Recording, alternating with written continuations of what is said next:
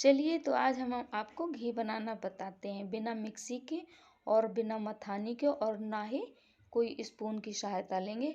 आज हम अपने हाथों से आपको मक्खन निकालेंगे। देखो मेरे हाथ साफ हैं, बिल्कुल आपको हाथ ऐसे साफ कर लेना है और अपने हाथों की सहायता से हमें घी निकालना है। हमें किसी भी चीज़ का यूज नहीं करना है और हाथों से ही ये बहुत अच्छे से निकल जाता है।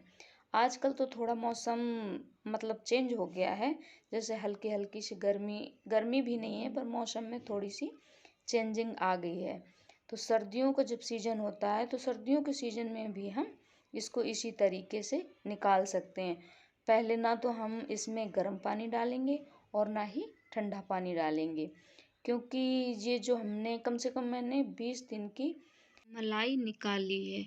मलाई मैंने निकाली कैसी है, पहले तो मैंने दूध को गर्म कर दिया और फिर रात में इसको हम ठंडा होने के लिए फ्रिज में रख देते हैं।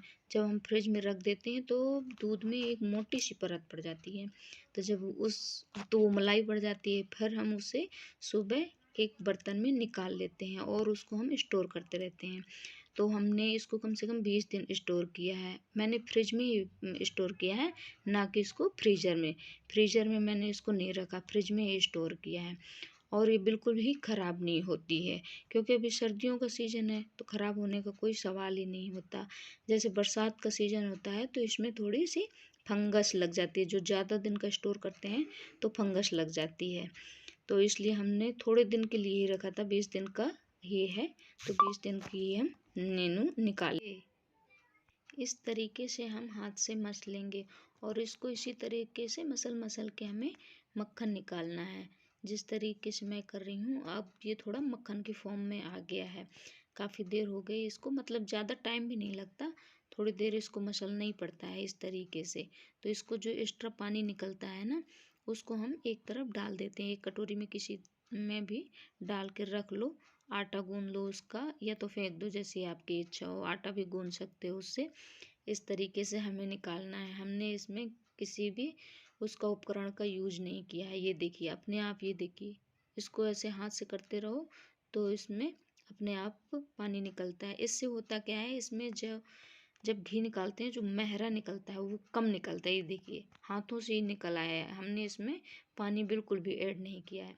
लेकिन अब मैं थोड़ी सी इसमें आइस डालूंगी, क्योंकि मौसम तो चेंज है ही, इसलिए इसमें आइस डालने की ज़रूरत है।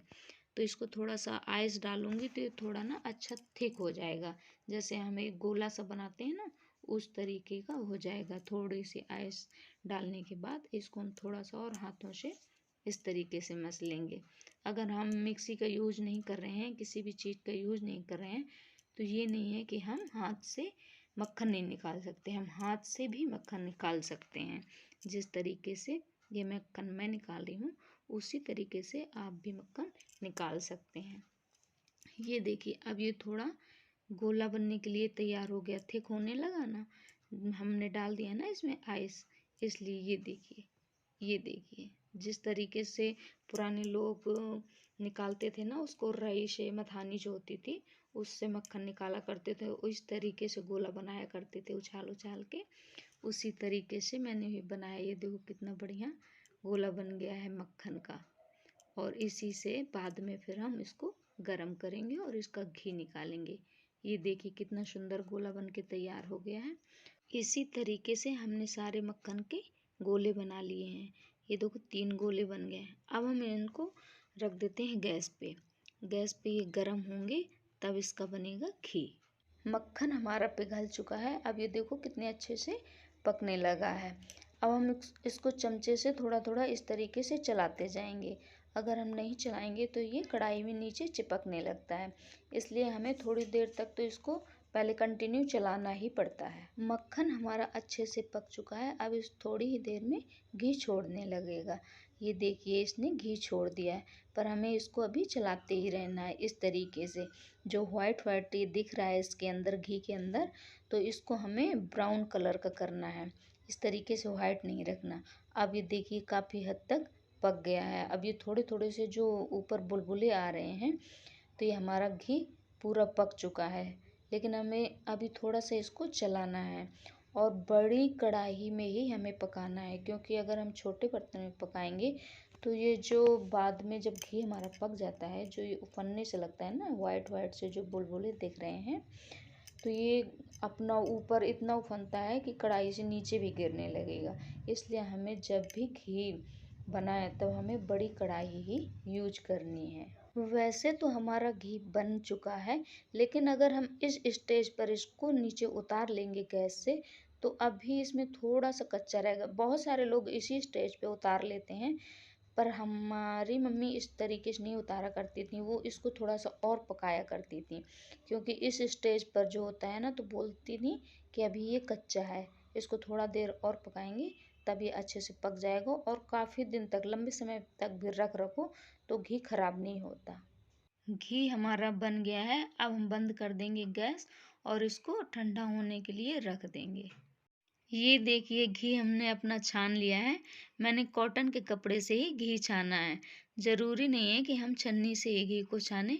एक साफ कपड़ा हो कॉटन का, उससे भी हम घी को छान सकते हैं और अच्छे से छन भी जाता है और महरा अच्छे से उससे निकल भी आता है। घी हमने छान लिया है। ये 20 दिन की मलाई थी, इसलिए इतना निकला है। अगर 1 महीने की मलाई हम डालते हैं तो कम से कम 1 केजी घी निकलता है। 1 केजी घी तो निकल ही आता है। ये देखिए हमारा घी अब जम चुका है, तो कितना वाइट है, कितना अच्छा घी बन के तैयार हो गया है। अब हम इसको स्पून की सहायता से थोड़ा सा देखेंगे कि कैसा है। ये एकदम दानेदार बन के तैयार होता है। ये देखिए कितना सॉफ्ट सा घी बना है। मैं अपने हाथ से चेक कर रही हूँ, तो आपको पता चल जाएगा कि ये कितना दानेदार बना है। जैसा कि आप देख पा रहे हैं कितना अच्छा दानेदार घी निकला है। इसी तरीके से हमको घी को निकालना होता है। तो आशा करती हूँ कि ये वीडियो आपको अच्छी लगी होगी। तो गुड बाय।